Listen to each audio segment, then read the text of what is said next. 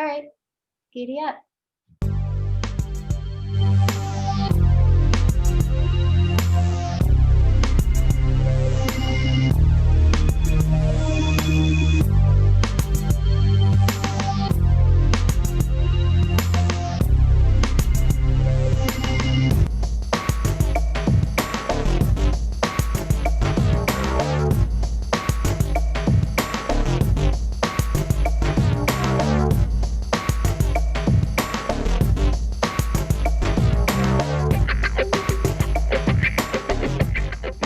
Ladies and gentlemen, thank you so much for tuning in to a brand new episode of the Art Channel. I am the co-host, Greno. To my left, Ginger Lou. How are you today, Ginger? I'm awesome. Fantastic. And we are super excited to have pretty much our very first guest on the show. It's Mr. Brock Smith. Brock, how are you doing today? Nice. Doing good. Thank you for having me on the show. Absolutely, man. We're really excited. So also, let's just start with Skeletons of Memory, because that's a moniker that you use for some of your art, or all, I guess, is kind of the umbrella. Where did that come from? I don't know. One day, most of the time, any of the stuff that I come from, or I come up with, comes from reading. And the Skeletons of Memory are just kind of like the framework for things that you've done before, you know. And then everybody has those like little things about themselves that are inside them. I don't know. I'm not trying to make it out to be anything more than it really is. It just sounded really cool because I'm like, oh yeah, that's kind of like the remnants of a memory that you'll always have, but yet it's not the complete memory, I guess. I don't know. And it sounded really cool for a band and nobody liked it, so I kept it. What medium do you work in? You give me something, I'll do it. I'm like kind of like John Lennon in that way. If you give me a tuba, I'll play a song on it. You know what I mean? If you give me something, I just go for it. If I have an idea, I just roll with it. I What's don't the really. most common medium? Like paint, graphic design? Well, right now, graphic design is kind of everything to me right now. But I mean, I started really with, I guess, more of a cut and paste style because I like the physicality of picking my pretty much everything that I have, you know, like I'll go through old, you know, magazines or anything. And I guess I kind of started doing that back in high school and just making my own collages. And all my notebooks would be decorated. I mean, still to this day, even like my drawing tablet or drawing pad, it just I got pictures all over it, you know. Everything has got, I always try to customize it. I've always done that back in the day, and I still do it to this day. Like everything is like gotta be mine. I don't care what it is, if it's a guitar or if it's my shoes or if it's something. I got to do something to it. I want it to be the same but distinctive to me, I guess. So like working with paper has always been like the coolest thing in the world. I just love being able to have an idea in my head, a rough one, and just cut it out. And if I cut it out, then I'm like, okay, well, how am I going to place this? You know? So, and it's not, it's more, I guess it's in that abstract kind of an area to where it's just like, let me just throw it down here. Let me see what happens. But I usually have some form, either being like bilateral or just something. And I like repeating things too. You know, I like having that repeating theme, which is always really fun. As soon as I get done, I'm always like, oh, I like that. You mean theme or do you mean repeating images? Images and themes. I've used the same theme for years now. Like I've always had this idea in my head, and this is just something that I believe strongly. And I really think the American dream is dead, and the American dream has been dead for such a long time. And like, you know, with Winston Smith. How do you define the American dream? There's really no definition towards it. Sorry, somebody came in there for a second. You know, the American dream is your better homes and gardens. It's like that scene from how do you say Little Shop of Horrors, you know, whenever she's singing that really long song about, you know, having the house and howdy doody time and everything. That literally, like, you see that, and you see those images from the old Life magazines, and you see the images from, like, even just National Geographic, any of those game, or I'm not going to say game changing because that's kind of cliche, but any of those old advertisements that are like, look at all this disposable income that you got. Maybe. Yeah. Yeah. But yeah, on the but the underneath of it is we didn't ever have that disposable income. And now I feel that we've been cheated of this American dream. My generation has basically been like, hey, you're supposed to get a job, you're supposed to do this, and then you'll get the 2.5 kids, and then you'll get the house, and then you'll get the car. But it's all bullshit anyway. So I like pointing out the hypocrisy that we all live under, but at the same time I still want it. you know so I still want that underneath part of it. I really like that. What year did you graduate from high school? Because I'm trying to use it my generation. So 1997. okay. Yeah, so relatively earlier. So like I grew up in West Texas, in Amarillo, Texas. And when it comes down to like art and culture and things like that, Amarillo had a very, very huge scene, but yet all my friends and everybody that I knew, it was all about sports. It was all about Friday night football. It was all about all that bullshit. And I hated it. I mean, I really did. Going through grade school and stuff, there was always just something that I just disliked about it. But yet at the same time, it was like there was punk rock out there. There was heavy metal, and the top 40 influenced everything. You know what I mean? It was everywhere, and MTV was rolling big time. They even took MTV off the air in my hometown back in the 80s. Like they literally just were like, nope, we can't do it. It's against everything. And now they're saying cuss words on national television. So yeah, it's like that time period had that nostalgia, the analog, the taping the things off of everything, and nobody that I knew was really into art. I met one person, and he was a very, very good artist. Like he could draw Spider-Man and all that shit like nobody's business. And I always thought it was really cool. But yet most of the people that were in the higher grades than me, they were all like great artists. And they I don't know if you've ever heard of Stanley Marsh. He was kind of he did Cadillac Ranch. So he had this really giant collective of all these people that would just kind of just make all this art, and they were all skater punks. Well, I grew up with those people, but I never thought that I was ever cool enough to really hang out with them, because I was at least 3-4 years younger. But nobody ever really was like, oh yeah, that guy is into that stuff. But I always hung around them. I was always playing hacky sack, or I was always sitting by the highway or something with them. I was always doing something, but I wasn't making art at that point. I mean, I collected so much information in my head that whenever it came time to come out, then it was like, all right, cool. And then having somebody like Winston Smith be like a huge inspiration, Petty Bond, people like that.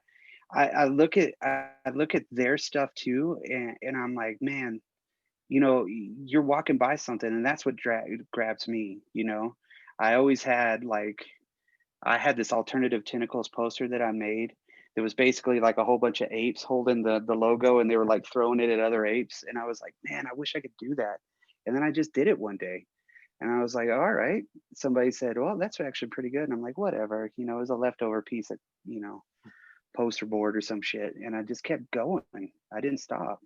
Where can we see your art online? So if maybe people are viewing, they can look at what you made as you're talking about it. Give us some. Oh, I have tons of stuff on my Facebook, but then also on the Drop Culture website, dropculture.com. That's pretty much a catch-all for everything. It's a website that I designed to kind of have a community aspect for it. And I mean, we got all kinds of stuff on Drop Culture. Yep. Like friends of the show. We got the Anonymous Collective stuff. We have links to the band camps. We have just all kinds of stuff on there. Dangerous It's actually Days. pretty cool. Yeah, Dangerous Days, the last band I was really in. Besides the Sunshine and the Milk or the Land of Milk and Honey too, Yes, sir.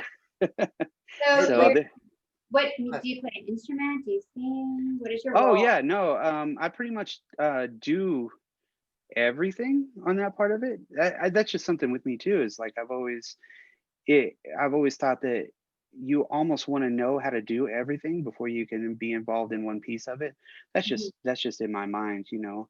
If I know how to play the bass and the guitar and the drums of a song, I know exactly when things are gonna change or when they're gonna move, and that's kind of my whole attitude with everything. So starting small with cut and paste, and then really getting into the digital part of it only in the last like 2 years.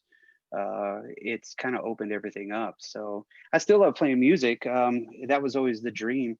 Was really literally being able to play music for a living, and that was never going to happen. There's a 1 in a million chance with that. You know, it's hard to really get there whenever you're in Podunk Amarillo. You know what I mean? No matter how hard you work, and I mean, playing all the shows. But what I really had a great time with even back then was making the flyers for the show. Like I wanted flyers to stick out. I wanted people to look at our flyers and to be like, "Oh shit, I got to go see those guys. Who is that?"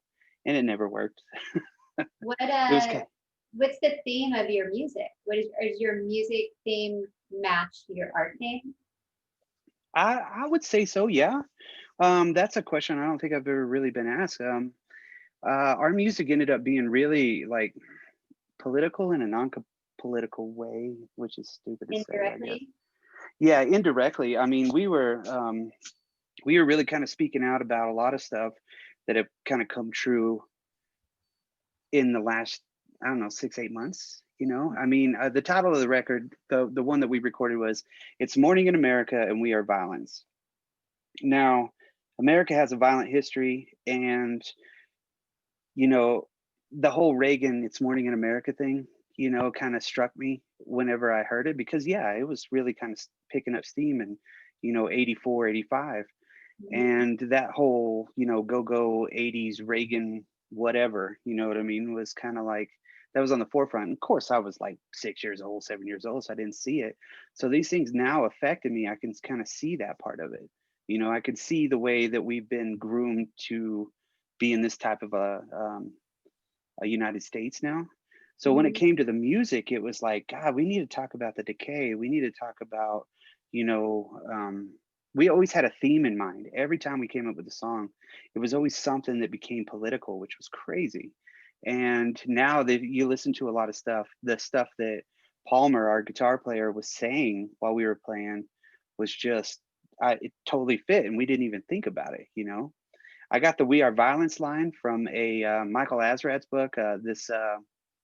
This band might be your favorite or something. What is that book? This band might be your life or something like that. Yeah, that's right, that's right. And I read the Mission of Burma part and a whole bunch of other stuff, and I think Greg Ginn maybe had said something, about but "We Are Violence," and that struck with me because you put both those phrases together and you have this weird, I don't know, dichotomy of things. I mean, because we are violence, but it is morning in America because we're such a young country. I mean, it's something that I believe strongly in. That if everybody stands up, it's time to make some changes. But not 100% like forget about where we came from, which I think a lot of people do. I think a lot of things happen like that. So with the music, it was all about being in your face and just kind of like, hey, check this out, but not in a punk rock way to where it was like 100% just, you know, No, I don't know. you guys Yeah. are definitely had like a rock blues feel to your Yeah. music. The You know, three, the three of us making that music was, I mean, it was completely where it needed to be. You know what I mean? It just happened that way. What's And it was great. what's the biggest thing? Because you're talking about changes. So what's the biggest thing that you want to see change? I want to see America, and I'm talking about the people and not the politicians, because politicians pretty much just dick us around all the time anyway. There's no one side there. I really strongly believe there's no gray area anymore. And when it comes down to it, there needs to be gray area, and people need to get along. So for one, we need to get rid of the money part of it, because when was the last time the world had a giant renaissance of art and culture and everything like that? When has it been? the last time that we can really say it in America was the 60s, but yet all of those people in the 60s had a chance. They were all young, they were all unified, they were together, but then the 70s rolled around and they all fucking forgot about it. You know, it's Cocaine. yeah, everything just kind of like It's went true. away. So all those people now that are in the generation to have made that change, they finally got the time, they finally got the place, they're up there right now and they're just making more money. You know, Do it's you it's think a that maybe with women becoming more independent and getting out of the household, maybe getting jobs, could have had something to do? no. I think Because you're that should saying have it's always Happy Days time. you know, I really, yeah, I mean, I see your point with the American dream part of it, to where it's kind of like it's one-sided. But I believe that, yeah, women should have always 100% had everything that a man had, 100%. I'm But just we've lived in, be like accountable for the shift. Um, uh, yeah, I could totally, I could agree with you. I think the shift needs to be put in front of everybody to say, hey, you know what? Now we're all independent and everybody can do anything that they want to. We have technology that could unite everybody, but yet all we're really doing is just fucking wasting our time. We're sleeping all the time. You know, everybody needs to stand up and change things for what they want. Even if you're changing a little bitty piece of your world and you're happy with your world, that's fucking great. You know, I mean, you're doing something, but then also, why can't we get together? You know, it's so divided now. There doesn't need to be a division with anything. There just doesn't. There's no reason to do that. We need to get together and everybody needs to create, and we need to have that other renaissance. We need to have that other rebirthing of the country. Being 250 years old, shit, we're young in comparison to everybody else, you know. We need to stand up and be like, you know what? If we're going to be leaders, let's just not say we're leaders. Let's get together and actually lead. You know, let's put the people that need to be in political power, that have our actually have our best interests. Um, you don't go to Washington to make a change. You go to Washington to cash in. That's a line from Jello Biafra back in the day. You know, I still pay attention to what he has to say because I think a lot of the stuff that he says, you know, being, because he's neither way on the political spectrum, but I mean, it's, you need to be that way. You know, I mean, you need to open up and listen to what people have to say, and don't let the media control you, and fucking make your own goddamn media. You know, do it yourself. It's the DIY ethic that I Ah, appreciate the most. that It's do it. so did you see the broccoli.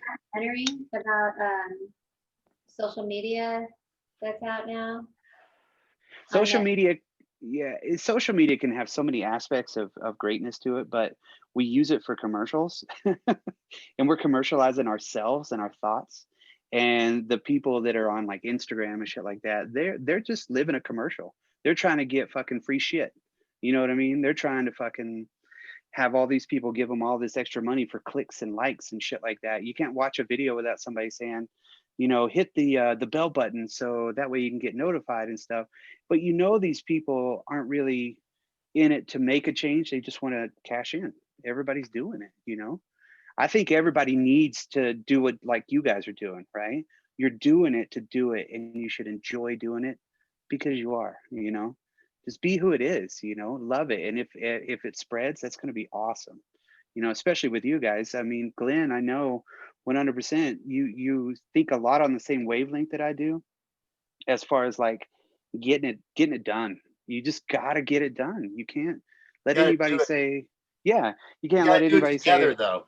right, exactly. It's like you stand up and you say, okay, I'm ready to do something. Who's coming with me? And if most people are like, oh yeah, that's cool, uh, then you're like, I don't need you. I don't need that extra.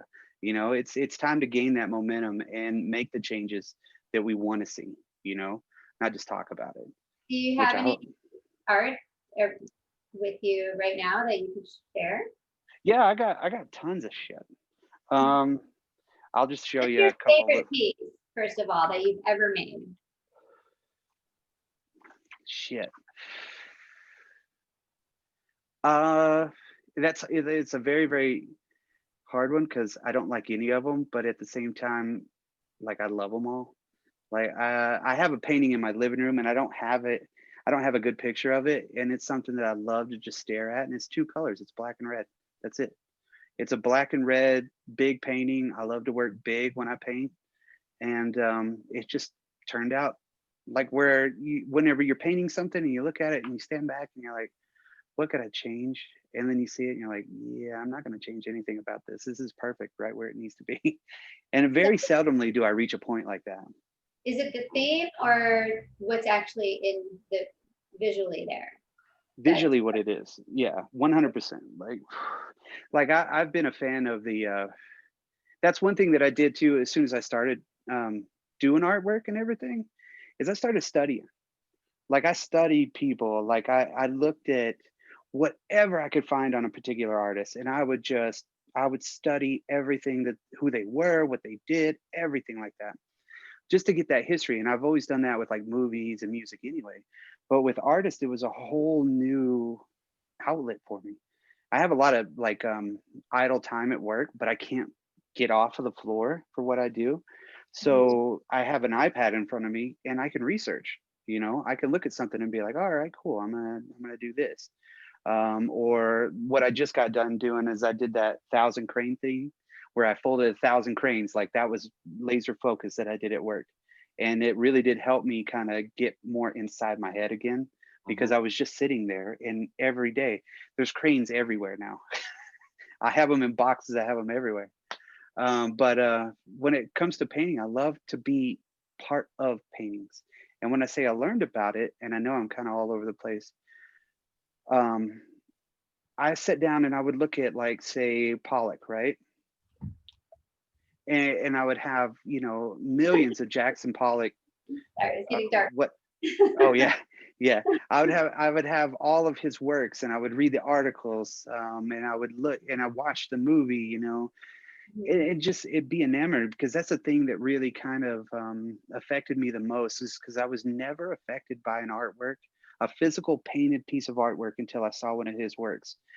And me and my wife had gone to Dallas to go see a concert. We were going to see the Pixies, and let's go to the art museum, you know. And this one painting I kept going back to, and I kept going back to, and I kept going back to. And being abstract, it was accessible. Abstraction and abstract painting, it's something that you can see. And if you just, and it's not about just throwing stuff everywhere. I mean, you do have a method to your madness and that stuff, but it's something in the size of it. It was the size of a wall. And looking at that, I mean, it physically affected me. It physically got into me. And that's all I thought about for the next, 6, 8 months.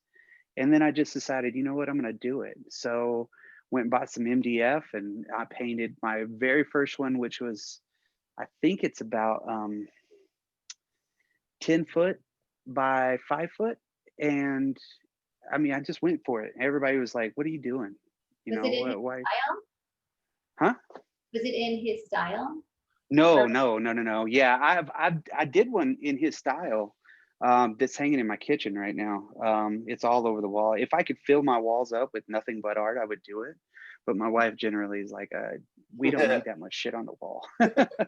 I got I Right. got I got posters from the shows that I've done, a couple with your shows, Glenn. I've had posters with, I got Hitbone on there. I got this one. Hold on. This is one of my favorite posters that I ever did, and it was one of the first ones I did. Oh yeah. The Blue Moose Tavern, Blue Moose Tavern. Eternal Temples. I'm gonna go get one of your pieces that I like, brother. Well, like with this one right here, like Jordan White has always been very receptive to the stuff that I did, and he's the lead singer and the lead guitarist. So one day I just made something and I sent it to him. I was like, hey, could you use this? He was like, holy shit, yeah, I could use that. So it just snowballed from there. And that's all I did, was I just dove into it. And then somebody said one time, well, you should pursue graphic design. I was like, I never fucking thought of it. you know And so now I'm in school for it. I'm almost done. I got straight A average, pretty much. Woo! I Where just do you want to be in 5 years? 5 years, I want to be doing this. I want to be just doing artwork. If I could sit and do art all the time, yeah, I fucking love that cover right there too. This is Grenos. This is my solo stuff that Brock's done covers for. The last two records, actually. So that was Songs and Drums and Wolves, and this one he did is called Sunshine in the Land of Milk and Honey. That's the good and evil kind of fight. And then Brock's really into skulls too. He's kind of, Yeah. skulls are kind of like his hummingbirds, Ginger. And then because Ginger likes to use his hummingbirds. And then this is the back cover to Songs and Drums and Wolves, which I just love.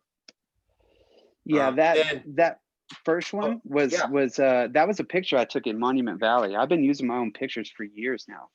Nice. And then I put the Saturn on it and everything, and just kind of manipulated everything, and it looked so otherworldly. And whenever you said this is what I'm going to do, I was like, I got something for you. I already got it right here. Yeah, because it's a southwestern feel of music. Everyone tells me it's very psychedelic, I guess, and a lot of people like to take mind-altering substances and listen. But yeah, this one too is just amazing. So Brock, talk a little bit about this process that you did for like these different covers, because this is your work as well. If anyone wants to know, that's if y'all from Poway, y'all know Wiener Schnitzel. So that's and I didn't even know you had a Wiener Schnitzel over there, right? But that was something I grew up with, and that's such an iconic little piece right there. You know what I mean? It's a nice picture, and then putting your stuff on it right there, I was like, holy crap, I learned a lot from it, doing it and manipulating it and just trying to make it to where it actually looked like that's what it was. It was so fun to do all of those. I mean, you give me an idea, I'm going to give you 10 back. I'm just going to overdo Give it. me 10. And then it just kind of sprung from there. Like, I love that. That's an IRA picture. That's a picture from the IRA. So that was badass. Somebody, yeah. And I was like, damn, it's gotta look like it was printed that way. You know what I mean? So a lot of manipulation, some things taken away. And then I just got that really cool black and white, image It's on funny it. too, because this picture, Brock, it actually reminds me of one of my old bandmates, Sophie. Do you remember the band Sanji that I was in with Owen and Nate and all those young kids? Anyways, it's like a shoe-in for her. It's crazy. But yeah, so Brock, like, damn.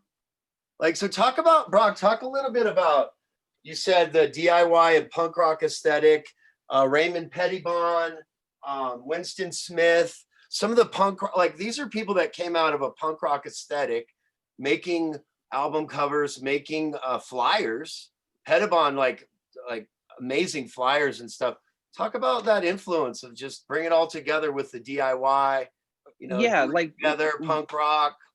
Well, from what I understand, Winston Smith actually was overseas for the longest time, and he was quite a bit older than most of the other people in San Francisco. And then when he got back, he kind of noticed that people were putting out these flyers, and there was this really big kind of movement kind of happening. The hardcore scene over there with the Dead Kennedys and everybody, and he started making these flyers for non-existent shows. And he started putting them up saying, this is going to be at the fucking Bar None Bar, you know what I mean? And people are like, they would show up to these places, be like, there's nothing here, and then Biafra got in touch with him, and it's just like, hey, show me what you got, and it's been that lifelong friendship with that. So I see like the alternative tentacle stuff, and I'm like, man, that guy just, I don't know, I get what he's doing, to see the things that he did, like even with the bat logo. I mean, that's like one of the coolest fucking things in the world. It's rad. Having that, or even the cover for In God We Trust, with the dollar, yeah, and seeing that, and it's just like, holy shit. When I saw that for the first time when I was like 17 years old, I was like, oh my God, this is like the coolest fucking shit that I've ever seen, That's like something that I want to do, and I never did it, And then now that I got a chance to, I inject a lot of that shit into my work. I really put that kind of just weird kind of style with it.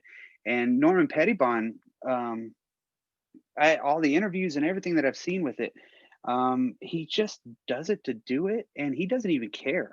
You know, he's like, it's not about making money for him. It's not about anything like that. It's like he designs the Black Flag logo. Come on, that's 3 stripe or 4 stripes. You know what I mean? And but yet when you look at that, you're like, yep, I know exactly what it is. I know exactly who these guys are. And even the cover for A Nervous Breakdown is like so fucking awesome. And I bought that record the other day too. Came straight from the SST archives, you know what I mean? Nice, Uh, man. but then I love that. I love that aspect. And then the Misfits were like a huge influence on me because I was always into, you know, Vampira and Yvonne DiCarlo and, you know, all kinds of Right. monster stuff.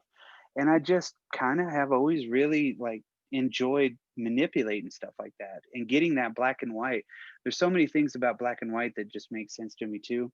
And I like to work in black and red and white, just very, very simple, straight, just bright colors, sometimes darker. You know, it's just I don't really work in a lot of colors. I just haven't really explored a lot, done a lot of studies with them. But when it comes to like imagery, like I did this the other day and I really like it. Oh So I'm yeah. gonna do a big one. Let me see. You guys see that? Yeah. Cool. Yeah, with something like that, I want to do like a bigger one, and I really kind of want to make one of my wife and shit, you know, and that's cool. But I knew that I was going to do something more because I did a poster for one of the bands that I was in before I moved, and everybody was like, "Man, that's fucking badass," and I'm like, "No, it's not. It's not really that cool." But here, let me see. I got a whole bunch of these.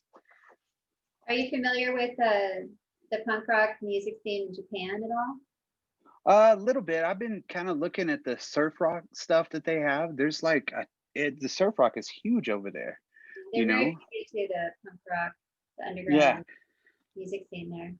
they have a lot of cool stuff, and I like that you know you can find common ground with all kinds of stuff, you know. And then all you got to do is just reach out. Most people are receptive to it, you know. I Like just I watched have, a documentary film about it, and it was very good.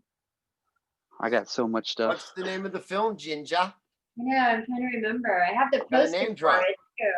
Come I on, went. girl. I showed it in San Diego at the Kin Cinema. Oh, Ken's awesome. Yes. So I have a question for both of you because Yeah. I am not really much of a, I mean, I dabble in fine art a little bit, as you guys know, but that's not really my thing. But you guys know I have a passion for it and love for it. And that's why we do a show like the Art Channel.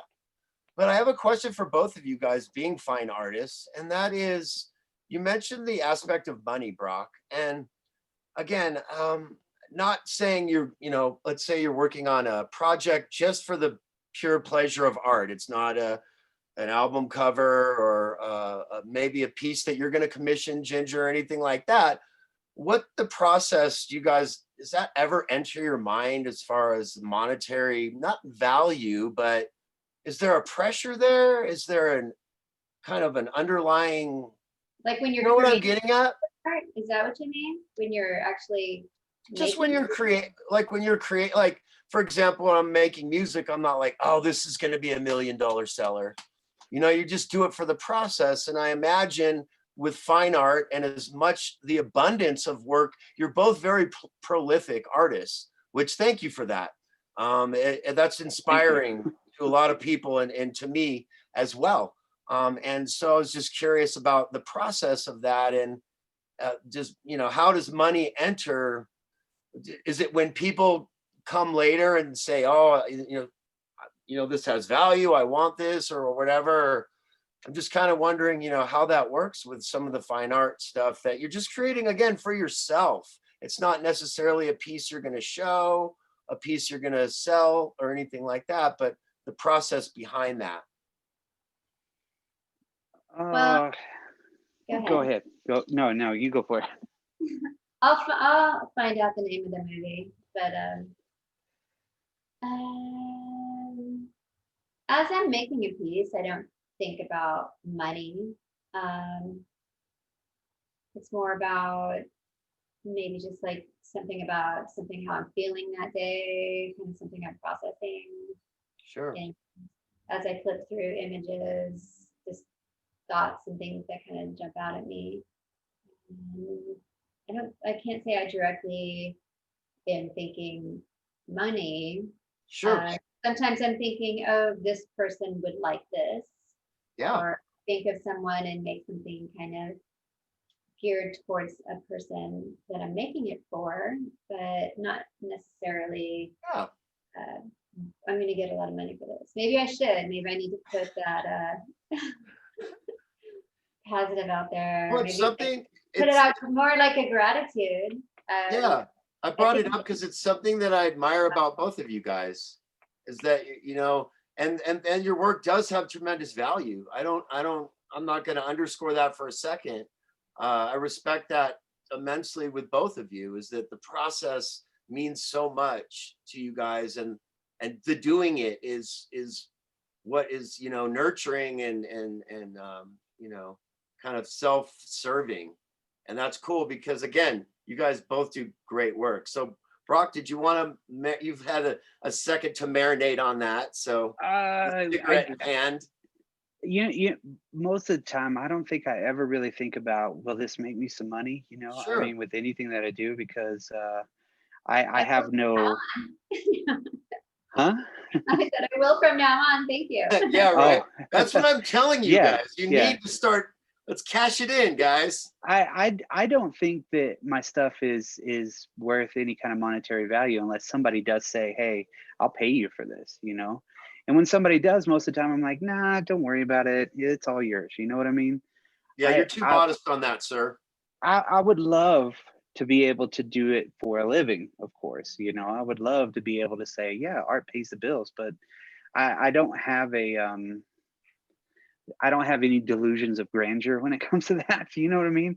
Maybe But I, that's something we both should work towards, or if we don't think about that consciously, like set that yeah, intention of gratitude out I, there. but I do, I do look at it like, okay, well, who's going to like this? Who am Mhm. I going to offend with this? You Yeah. know, is this going to get me a little bit further down if somebody sees this? I like that aspect of it. But when money comes into it, yeah, it's funny because the only money that I've ever really made on painting was because some asshole stepped on one of my paintings, and he worked for an electrical company, and he came out for like to fix a light switch, and he was a dick, and it was fucking stupid. And I'd left a really negative review, and they were like, well, he ruined your painting, how much was it worth? And I was like, $55. Well, that's how much you paid for us to come out. And I was like, exactly. So I still have that check. I never cashed it and shit. Like, I still fucking have it, and I'm like, because that's what it was worth. And I was so happy. I was like, I sold my first painting, you know, because some asshole fucking stepped on it. Most of the time, things are for gifts, though. Like, I make shit, and then if somebody likes it, I'm like, it's yours. You know, you can have it. I think of everything as a learning process. You know. That's good. You're trying to build up some good karma. I hope, because I'm an asshole most of the time. I mean, most people don't like me, but No, he's lying. no. That's not true. And you guys, let's not take for granted that every day that we create, we're putting something positive into the world, into the universe. We take it for granted because that's the world that we live in, the world we see. 15 to 20% of the world is creating, and that's it. The other 80%, God bless them. So I mean, you know, let's not take for granted our gifts. And you guys are doing a lot for the universe, so keep it up. Let's just make some more money, okay? Yeah. Oh, you know I'm kidding. You know I'm Yeah. joking. But I'm kidding and Nothing I'm wrong with not. money. Then shouldn't be afraid of money. I mean, Absolutely. Like if I you don't said, have you money, guys, you can't take care of the people that you love. and you In guys, a there's monetary. value. There's value. There's undoubtedly value in what you guys do. So kudos and just keep it up, man. That's why we do the art channel. We So got Mr. Go ahead. can people purchase your work from the website that you mentioned earlier? And if not, where If anybody wants to purchase anything, all they got to do is reach out to me. I'll go through some stuff here that I got pulled up, that I took some pictures of that I don't have anymore, and some stuff that I do. If you don't mind, I got some stuff to share with you guys. Please. they get We in want, hold of you? we Like, want, we want. or- We like you. Okay. All right. Let me see You here. want to say your email address, or how would people get in touch with you? Yeah, it's you can always look for the skeletons of memory at gmail.com. Okay. If you just go to drop culture, if you search drop culture, you're gonna find me. Okay. Because everything is tied to that Yep. 100%. Like I'm always doing something with that. We got 2 podcasts a week, and we just both of us kind of sit there and it's like, man, wouldn't it be a dream if we could do this for a living? And get rid of this bullshit ass fucking work that we have to do and actually dig in, and love it, but oh yeah, let me go through some of this stuff. I got a ton of stuff. Okay. He's So you taking guys over. so you guys see this one. Like I saw this picture at a thrift store and I was like, damn, I can see them all eating KFC. So that's what I did. I just made the Last Supper KFC and I gave it to my little brother. Is that See, digital or is it like hand painted or what? it was like a really crappy like painting that they had at the thrift store that was done on cardboard. So I think it was like almost like a print type of a deal. It almost But looks like a then family member. yeah, almost. Yeah, Yeah. right. It looks so basic. And then I printed off like a shitload of little KFC meals and stuff and just put them all over the fucking table. And I love the way that it kind of came out. And it's a weird shape. It's like long and stuff. Mhm. But my brother saw it and was like, "Oh shit, I'm gonna do that. I'll take that from you." I was like, "All right." And then like I have a lot of stuff like oh, hold on. What did I do? Uh You unshared. There you go. There you go. Is that like full screen or is it Yes. okay? Yeah, it looks Yeah, awesome.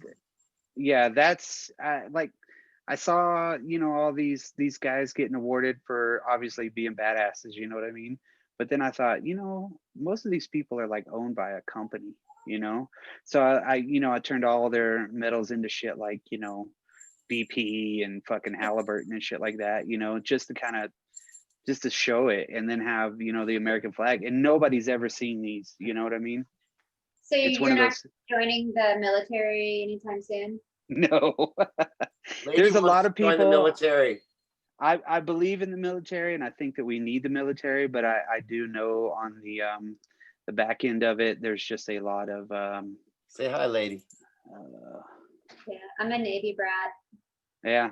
No, I'm all for the military and I'm glad there's people out there that will potentially sacrifice their life for it, you know what I mean? And I think it's awesome, I think it's badass. What am I doing? My dog had to make an appearance. So that was lady. Where's Leo? I don't know. He's been kind of sleeping a lot today. A cat sleeping in the daytime? No.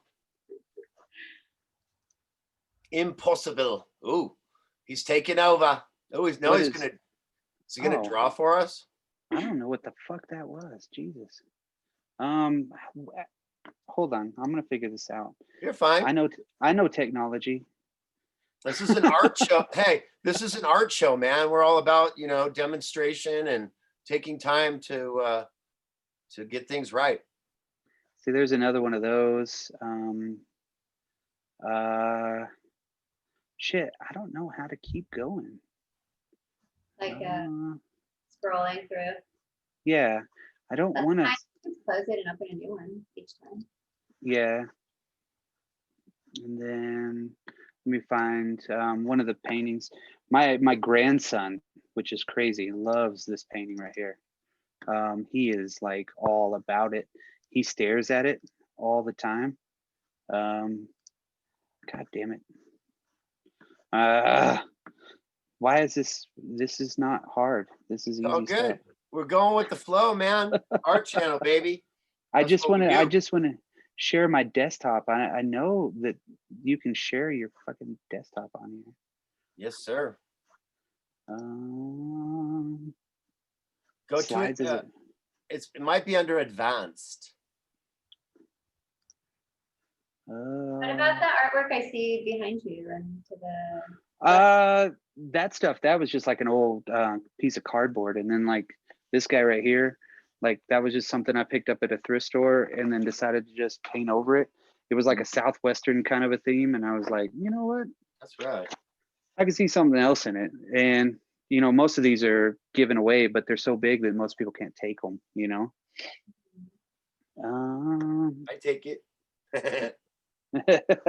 Yeah, no, I have people that still haven't picked up shit in fucking forever, you know? Shame on them. Blasphemy. Oh, here we go. This I did the Universal Monsters as like oh my god, what do you say?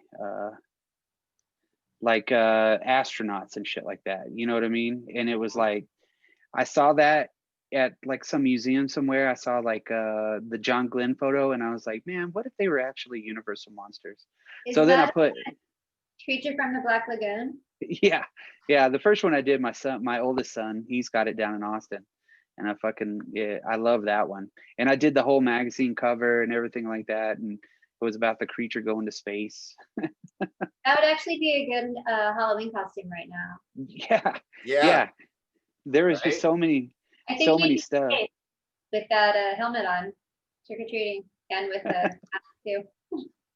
See, I got like the Wolfman and everything. Oh, Man, I yeah. got everything. But then I've always gone back to them and like elaborated. Let me see here. Here's a big painting. A lot of people throw away shit at my work when it comes to signage and stuff. And so I take all the vinyl signage, or all the signage and stuff like that, and I just paint over it. That I wanted to see kind of like 3 different kind of Rorschachs, and I just painted it. And my garage is not that big, so it almost stretches across everything. I just need to learn how to make frames. Um, I It's an love oil that one. pan for your car. Yeah, pretty much. But then, you know, like music inspires me a lot too. Like I did a whole series on rocking in the free world and just, you know, showing that aspect of pollution and everything. But then also with that part of it, keep on rocking in the free world and just kind of like forgetting, you know, not really like paying attention, you know, just like fuck it, it doesn't matter, you know. That's kind of my idea behind that. But then let me see. Now I have a lot of like weird stuff like this. Basically Mayor McCheese and the Noid fucking on a I've always liked to mess with shit like that and kind of make it look like it was from the past. So of course it's Mayor McCheese and he's Hitler, you Do you know. ever try painting your digital collages onto a canvas? I'm gonna start here pretty soon. Like I really kind of want to again get into it some more, you know. I'm really getting this buzz to really start painting again. But I just got to find the time between everything, you know. Yeah. I have like so much shit that I want to do, you know. That's a direct ripoff, you know, of Mondrain, but I kind of wanted to. I buy all kinds of canvas at thrift stores and stuff, you know. And my idea behind it is, yeah, most of the time it's production art. It's the shit that you buy at American Furniture Warehouse, you know. So it really doesn't have the same kind of aesthetic as something that's been like physically painted in front of you, you know. Yeah, yeah. See, that's awesome. Yeah, I love that kind of shit. Apples in Stereo. Do you know the band? Do you know that band? I don't think so. I don't think so. They're actually from Denver. Yeah, that just seeing that art just reminded me of that cover. Oh, groovy. This one, Look at that. this one is that was the first one that I ever did. And I saw the what was it? The headquarters of Mussolini, and it had these weird symbols on it and Mussolini's face kind of in like a 3D type of a deal. And I saw that and I was like, damn, I'm gonna do the Statue of Liberty like that. So that's the really big one that I did. And I just took like, you know, simple things and just kind of turned Lady Liberty into a fucking I don't know, like a monetary unit or some shit, you know, because America's all about money. And you could tell all the mistakes that I made in it. And when I look back at it, I'm like, damn, I could have done a lot better with that, you know? So that might be something I'd go back with, you know? But I'm a big fan of that, the 50s abstract expressionism and stuff like that. So I really like Franz Klein. So one day it was snowing and I was just like, I'm just going to see what happens. And that's another one of those vinyl pieces. And I would almost have to say this is like my second favorite one because it's Oh, so simple. And I just love the white and the black contrast. I just love that yes. stuff. Um, Too. Man, I got fucking shitloads of stuff. I have some I love to take pictures too. that I need to paint too in my garage. They're huge. Yeah. Yeah. Yeah. It's I've seen just a bit of both, the works that you guys have amassed, and it's astounding. Oh, look, there's your American dream. Right there. And then it says science underneath it, like it really means anything. But then I like the idea of having a veil over the founding fathers' eyes for some weird reason, it's like they're ashamed of what we've become, you know. I would like to think that, But then I've also been getting into this fucking new style that I have on Illustrator, and it's been like fucking opening new doors for me all the time. I mean, Wow. like literally, it's like, God damn, where did this come from? And of course, you can see the skull faded in the background and stuff, but I've just found this new technique, and it's basically that's a square, you know. And I've manipulated it enough to where I just copied it, reflected it, and made this whole new kind of a deal. It's just something I love working in. And then like this one, this is the first one that I did kind of like that, and I was like, holy crap, what is that? I don't think I guess I've not looked hard enough because I don't think anything is like completely originally brand new or anything. And whenever I did this, I was like, damn, I haven't seen anything like that, And I know there is stuff out there for it, but just to do it, and that's what I want too. 100% is I want, like with Anonymous Collective, right? You look at you look at the punk rock, you look at all that stuff like that. You have these iconic images because you have one or two artists that are really kind of like digging into it.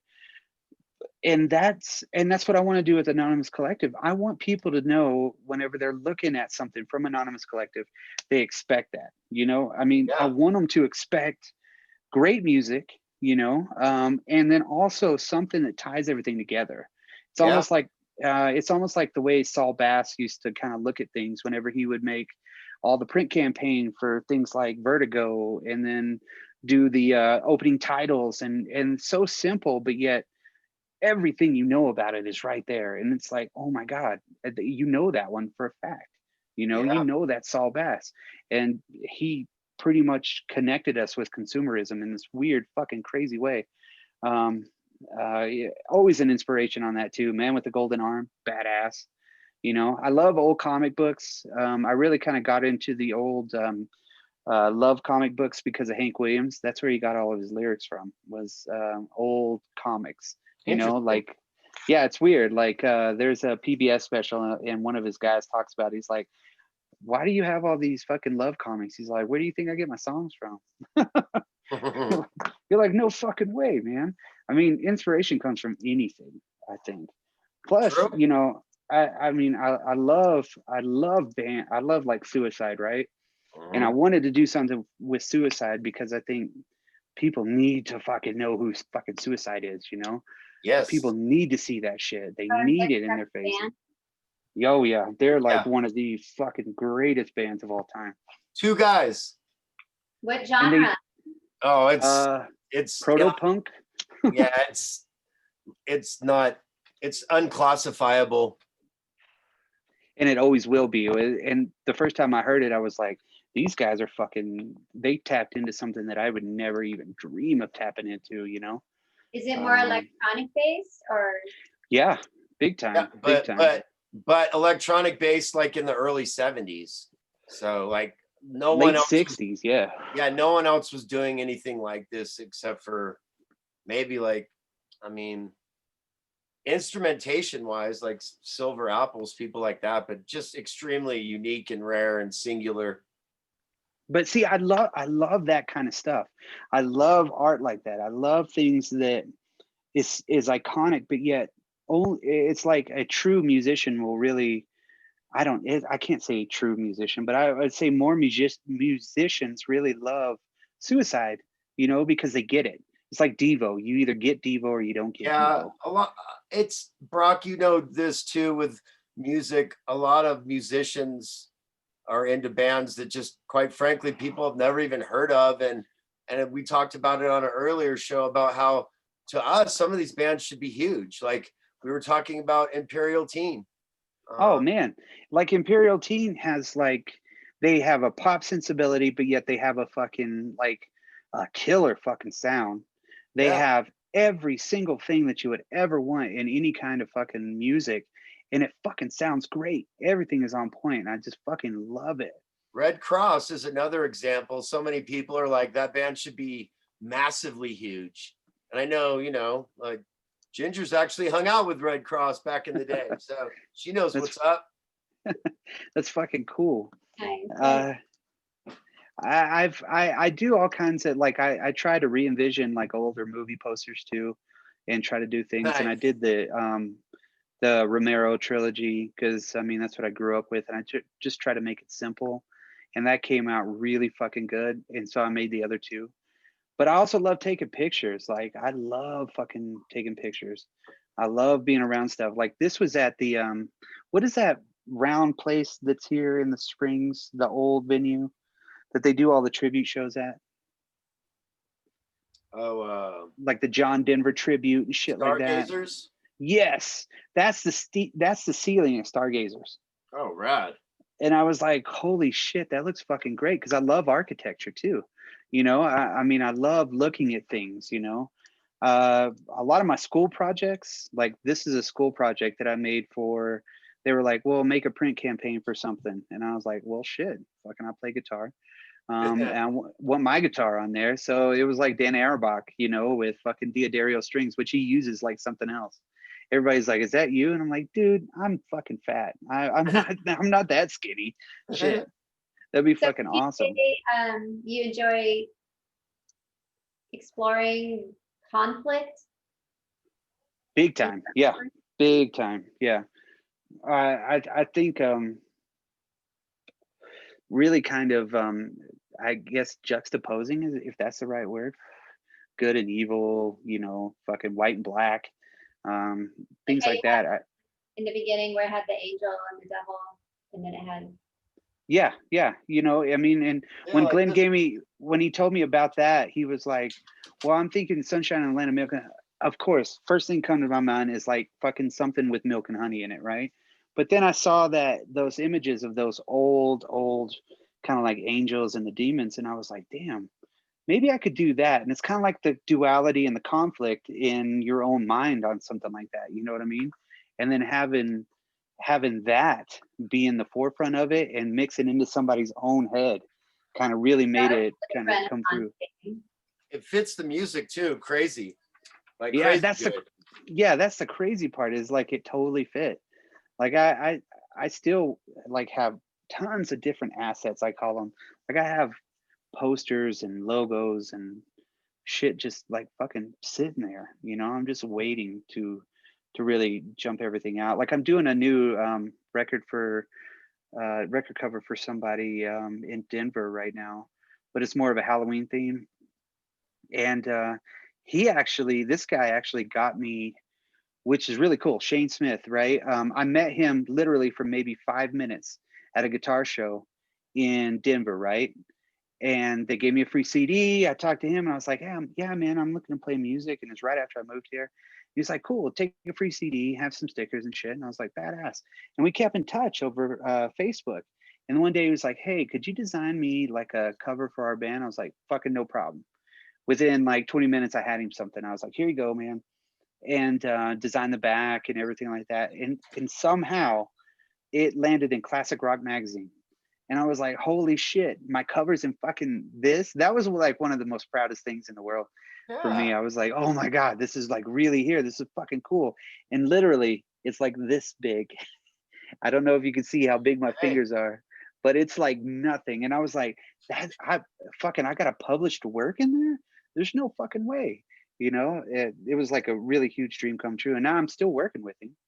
Awesome. You know, So you so can I stumble upon things and just like follow where things go. I didn't catch all of it. I said it's funny how you can just kind of stumble upon something like unknowingly, and then it just leads to something else that you would never have guessed. No, no, no, no. If you leave yourself open for experiences, the older that I get, the more that I think about that too. I think about it's not about Intentionality. advancement, maybe it's more experience. You know, I love the experience of sitting with somebody and creating something. You know what I mean?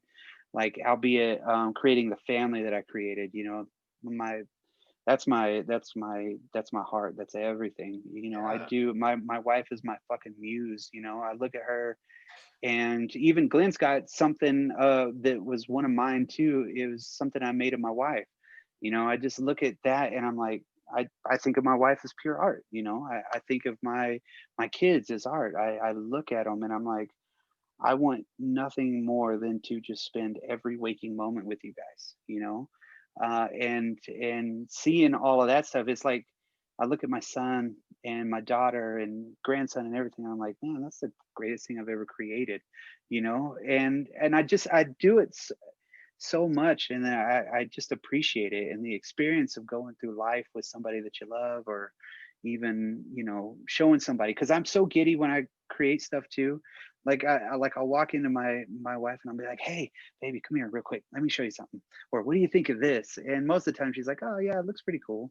But I'm so excited, you know. I look for that acceptance, you know. I've Yeah. always looked for acceptance in my life. Uh, um COVID homeschooling must be okay for you then. I You fucking have loved it. Oh God, I loved it. I loved it. I mean, me and my son would wake up 9 o'clock. We get started. 12 o'clock we were done. He had the rest of the day to get with everything. He excelled. Now that he's back and I'm back at work, it's like fuck it. You know, it doesn't make sense anymore. And yeah, I got so much shit done. I would sit there every day and I'm like, guess what? I'm gonna create something else. I'm gonna create something else. And it's like you know, Ginger, whenever you get started on something, until it's almost pretty much done is whenever you can rest. And you're like, you sit back and you're like, all right, yeah, I think I got that done, you know. Maybe. And then most of I really love the aspect of working fast, you know, just really getting it out. That abstract expression is kind of a thing, you know, just kind of like 100%. What comes out. And I don't really spend a lot of time on it because I like the experience of making it and then making the decisions on the fly. There's a Is lot of things that I do like that. Yeah, and it's just like, oh my God, it came out that good. You know, I think I like it, but then I look at it and I'm like, oh, there's some shit that I fucking hate. And I'm like, oh, I gotta erase that shit. I gotta start over. But everybody does it, you know, with everything, you know. But I just really like to look at it, and now that I have the somewhat ability to see it in my head and then put it down on something like paper or something like that. Now I'm like, oh my God, now the sky's a limit. This is like learning how to play music 100%. First time I learned how to play a song, holy shit. That was my life for 8 to 10 hours a day, every day, is because I learned that one thing. And it was like, oh, it was probably some Misfit song or fucking Symptoms of the Universe or some shit like that, you know. It was like, let's play some Sepultura. Yeah. You know, just loving every second of it, you know. Spending my time doing it. And podcasting is the same way. Podcasting is very much like being in a band. When you have a dynamic and you're putting it there, I equate every single thing that I do to being in a band. I really do, because it's you have natural leaders in most of the stuff. You have the collaboration that you're working with people. If more people in the corporate world were part of a band, I think it would be a little bit different. You know, they would see that aspect and they would love that aspect. You know what I mean? They'd be like, oh, all right, it's all about collaboration. It's not about the end product, you know, it's about how we get there, you know. That's the funnest part. Because being on stage, you know, being on stage is like exhilarating. I hate being around a lot of people. You take me to a mall, most of the time I'm kind of very insular and quiet, and I don't really know a lot of people, and I stay away, you know. But when I'm on stage, it's completely different. It could be two people, it could be 200 people, and that's where I feel really comfortable, It's unusual. I could be who I want to be up there, and in my art, I can be who I want to be with my art too. I don't I don't compromise on it, you know. I look at it and I'm like, maybe I shouldn't do that. Do it now that I'm older. I look at it. I'm like, should I think 2 steps ahead when I do this? And sometimes like, fuck it, you know. I'll see what happens. Are we And gonna just play a song at the end today too? Did you ever find that? Oh, I asked you when I started. I know you were listening. Did I was trying to get it going. you? Um, doesn't look like. Yeah. Let's see. Recently added. I don't want to distract. I just thought of it. You reminded me. We were looking for that before we started. Yeah. Yay. Let's see. So which year do you have a new project that you're starting Oh. now? Mainly school stuff, except for that project with Shane, which I'm kind of holding on to. I'm supposed to give him a little bit of kind of a taste tonight. Exciting. Yeah, so I'm like, that there and go Else for you it. want to like mention about anything? Study. That's it. You know, study. I've always had this saying, you got to know what you hate, but you also got to love what you love. Because if you don't know what you don't want to do, you're never going to do what you want to do, I guess. And that's speaking in tongues backwards type shit. But that's how I really feel. I mean, if you like something, investigate it, learn it.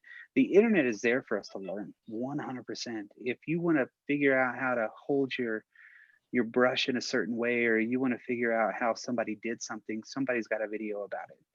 I might want to fix my dishwasher sometime, and I know the instructions are there, you know, because I mean, the world is ours, and the world is in the palm of our hands every single fucking day, and all we're doing is using it to bitch at each other and tell people that they're wrong. And I don't think we should do that. We should be like transfer information, download information. Our brains are acceptable to it, you know, and then listen to podcasts, shit, you know, get together with other people, make art, no matter what it is, sculpt something. If you see something, draw on it, you know, do something, you know. There's a lot of people out there right now that have abilities that they'll never even tap into unless they try, you know. You listen to podcasts now, and that's the newest medium, and it's so fun. It's so fun to have these interviews. It's so fun to do things like this and talk about what you love, you know. And especially like with our podcast, we talk a lot about music. Like we did an episode on suicide. We did an episode on the Stooges. You know, we were the first ones to do an episode on suicide too, the very first ones. I don't think I ever heard another podcast until No Dogs in Space did it, and they did a fucking great job too. So it was like, damn, I love that. Looking for suicide and podcasts, and ours pops up. I'm like, holy shit, that's fucking awesome. Even though like, oh, there's not a lot of people that'll listen to it. You know, we did Velvet Underground. We've done shitty movies. We've done great movies. We've done, and then every week on Monday we have a new one come out, and it's just me and my co-host on there, Dan Tribble. Dan's one of the coolest fucking dudes you'll ever meet. I mean, the guy is fucking awesome, right? We decided to do this podcast, and it's just been him and me straight through. You know what I mean? It's almost like the band Suicide in a way. You know, it's compromise. It's no compromise. It's just like, let's fucking do it, and we did it, and we built this whole entire everything, which is awesome. You know, Mitch, my other co-host on there, he's been taking a hiatus for it, but it's such a collaborative, fun time that it's not work. Because I go over to his house probably at 7:30 on Friday nights now, and we leave at 1 or 2 o'clock. You know, and it's like, God damn, we've been talking this long about this shitty movie, damn, you know. And then now we're friends with other podcasters, you know, where you know, trying to get as many people on the show as possible just to talk about music. We've talked to people. We talked to some dude about Canon films the other day. I just fucking love it. You know, I love sitting there and doing the artwork for the podcast too. That's another way that you can see some of my artwork because I do all of this stuff for the podcast. So what's the name of the podcast and how can people find that? Yeah. The podcast is the Drop Culture Podcast. So on Mondays we have the quick cast, and on Thursdays we have our just regular podcast, I guess, the Drop Culture one. And Colorado? Is this based out of oh yeah. Everything? We record in Manitou Springs, and we used to record at the practice space. We recorded all over the place, but yeah, we're trying to really kind of hashtag Manitou Springs on our podcast so people know that it's more there. We've done one live show now. God, all kinds of stuff. Dangerous Days does the soundtrack. Tie it all in, baby. Tie it all in. Yeah, and I'm always shouting out everybody, and every Monday we have a mixtape. Or I encourage anybody that ever listens to it to send in a mixtape, send in anything. And if you want to be on the show, I'll give you the telephone number. We can record you. You know, if you want to talk about something, or if there's a movie you want us to know, because basically the premise of Drop Culture is drop culture. There's pieces of culture out there that people have like forgotten or lost. And it's the same way with art. We're going to do an episode on Winston Smith, and we're going to do an episode on Patty Bond. We're going to do episodes on maybe just one on Alan Vega too. The Breeders, Imperial Teen, anybody that we feel needs to be out there. We're going to try to do an episode on it because that's what we love. Like, even, I don't know if you guys remember this store. It's called Best Products. Do you remember that store? Okay, well, it was a big conglomerate, store, but they had these artists come in and they designed specific buildings, like the facade was peeling, or there was you could see from the outside to the inside. It was like dead structures. It was all part of a book series too, but nobody really knows about it. Where is it based out of? Oh, I think it was based out of New York, but these buildings were like, there's one in Houston. There's still a Best Buy that operates, because it's basically, they made this building that was square, brick square, no entrances whatsoever. But then the side peeled out, it like rolled out like it was, and that's where you go in. And these are like the coolest fucking things that nobody knows about, but it's all there. It's like our malls and shit like that, Malls are beautiful structures and we all grew up in them. But why aren't we reusing them? People know that shit, they need to get out there and see this architecture that these people have poured their heart and soul into, but they're monuments to consumerism. But they're so beautiful, and there's the aesthetics of them are so fucking cool. It's all art. Everything is, It is all art, ladies and gentlemen. And on that note, I think we're going to wrap things up for tonight. Brock, you've been a tremendous guest for us. What a treat to have you on board tonight. So before we totally wrap things up, we're going to pay a couple bills here. First of all, just want to thank my co-host, Ginger. Thank you. Thank you for your art. I really appreciate it. Thank you very much for having me on the show. This is awesome. I'm sorry I talk too much, but of course. No such thing. You're a really intriguing guest. And yeah, just want to let people know we're brought to you by What's Left Records, Grooves in San Francisco, Anonymous Pacific, Anonymous Collective Music, and of course, Dropped Culture. Like, hello. So yeah, dropculture.com. You can sport a Greno hoodie, right? Like, all kinds of cool stuff. Skeletons of Memory on Facebook. Follow Mr. Brock. He also has Skeletons of Memory at gmail.com. He's on Instagram as well, which you didn't mention, so gotcha. Oh, yeah. Dangerous Days, the band, which is dangerousdays3.bandcamp.com. I know this guy. Hey. Let's see. Did I leave I didn't even know that one. Did I leave anything out? No, that's awesome. Thank you so much. I mean, I love talking art, and I guess I love talking about myself. So that's cool.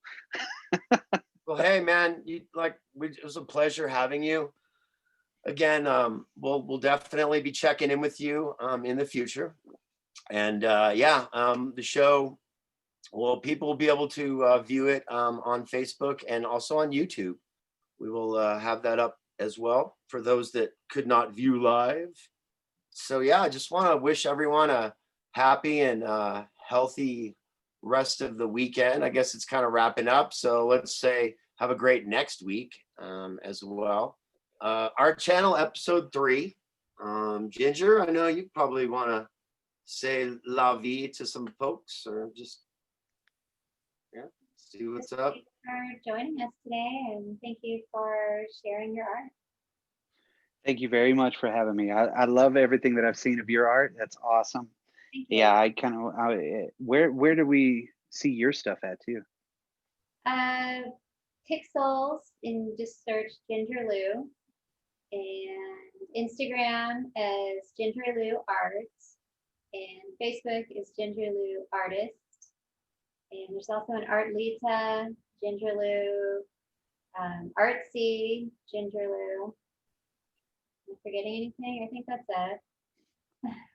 That was a lot, though, I guess. No, definitely gonna look it all up. That's Thank you awesome. so much. I appreciate Thank you that. so much for having me on here, guys. You guys are gonna have to be on Drop Culture, so we'll have to do a cross pollination. We're That'd be totally nice. down for it. Yeah. So yeah, just one last thing. We're just gonna end the show with a tune called Ride Intro by a band called Cheapskates. And let's see, where's the CD? This is my son's band, and this comes out the 28th of October. It's All on right. Bandcamp. And just to let you guys know, I think our next show is going to be live from Las Vegas. So we'll see you guys soon. Here's Ride Intro. We are the Art Channel, and you are beautiful people. We'll see you next time.